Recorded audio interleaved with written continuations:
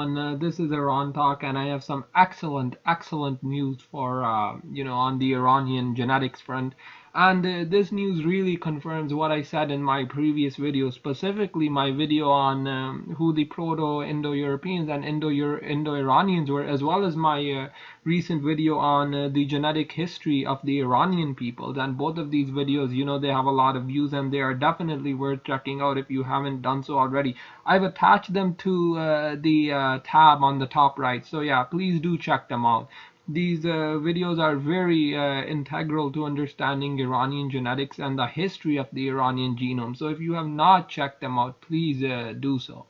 Anyhow, recently David of Eurogenes alerted me to this recent sample from, he got access to these samples, the study made them, and again, sorry, I'm not using a script, but anyways, the study made it publicly available and publicly usable for him, and he did use them, and he did analyze them, and he plotted them on his PCA as well. And one specific sample from this study of Damgard from this year, so it's obviously the study on the first horse herders and its impact of early Bronze Age steppe expansions into Asia.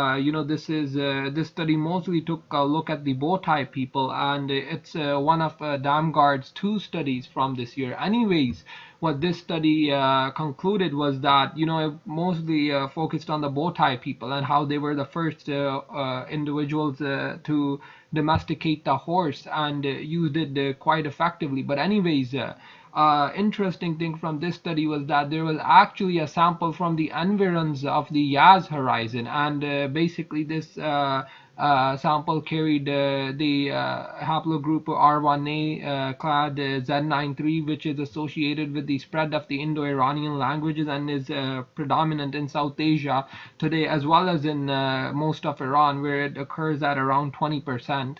And basically, so this sample from Turkmenistan is from the Yaz horizon, and what it shows is that the early Iranics, and obviously Davitsky provided his own analysis on his own website, so please do check that out. I've linked it. But anyways, it so shows, and it confirms my prediction for the early Iranics, and that was that they were closest to the Yagnobi peoples.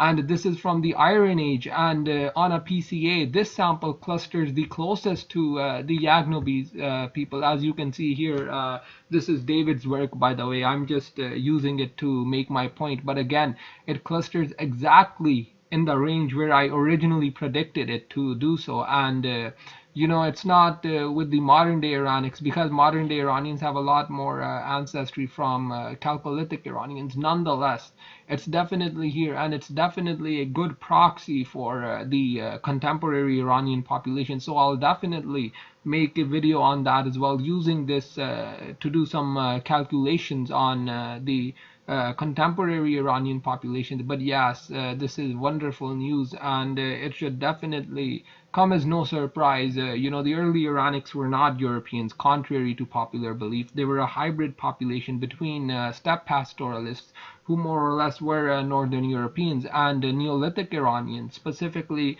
the populations of the BMAC horizon. And this is exactly what this sample shows. As I predicted, as I've been saying this whole time, that the early Iranics were most certainly a hybrid population between the populations of the BMAC horizon as well as the Andronovo and Srubnaya, the Srubnaya Andronovo steppe pastoralists. So yeah, this is definitely excellent news, and it's definitely worth sharing and definitely getting the word out.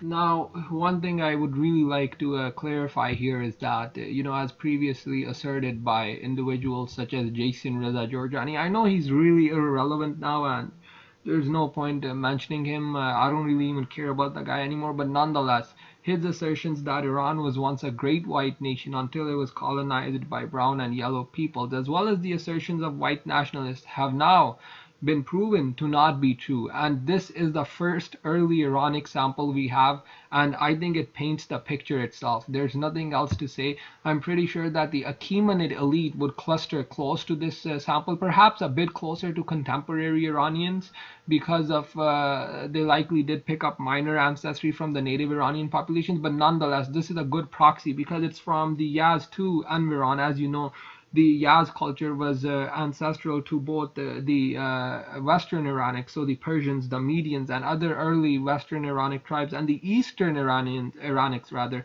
so the Sogdians, Bactrians, etc. And this is what we see here, where this clusters exactly with contemporary Yagnobis, who are the direct descendants of the ancient Sogdians. Now again, aside from this, we don't really have any other Iran examples, but I think Davitsky did a really good job, and I really thank him for alerting me about this, and I thank him for his blog post as well. He's definitely an individual whose work you should check out. You know, he has done a lot of work on Iranian history, well, not on Iranian history, but on Iranian genetics as well as European genetics, and his main expertise is obviously the expansion of the Indo-Europeans. He's very trustable, and his main area of focus is actually Europe, and he's done a lot of work on European populations, especially Slavic ones, Western Slavic ones, specifically the Poles, as well as the Czechs. But anyways, you should definitely check out his work. You know, he's one of the best in this field, and everything I've learned from him, it's mostly due to him, as well as my own, my own insights. But yeah, definitely, he's played a great role in shaping me, and and so, he further allowed me to explore the genetics field, and I really thank him for that. So please do check out his work. He definitely knows a lot about the Proto-Indo-Europeans as well as the Indo-Europeans and the spread of Indo-Iranian languages. So please, yeah, do check him out. I will make a follow-up video to this soon with the calculator calculations. Everyone should definitely take a look at those, as they will be very reflective of the Iranics, as well as the impact of this sort of sample on the contemporary Iranian genome. I'll just wait for David to release those for his K25 calculator, and once he does that, I'll have those calculator those samples included in my calculations. And so yes, just look forward to that, and thanks again for your support. I really appreciate it, but I can share some of his calculations for this particular sample here. So again, the two populations from the two calculations he did was using the native Iranian farmer populations of the Namazgah horizon, and one of them is actually from Zarkutin, but both of these are BMAC, these are BMAC populations, and what it showed was that this early Iranic sample was around 53% BMAC derived and around 47% steppe derived, and that's something definitely worth taking into account here, and definitely worth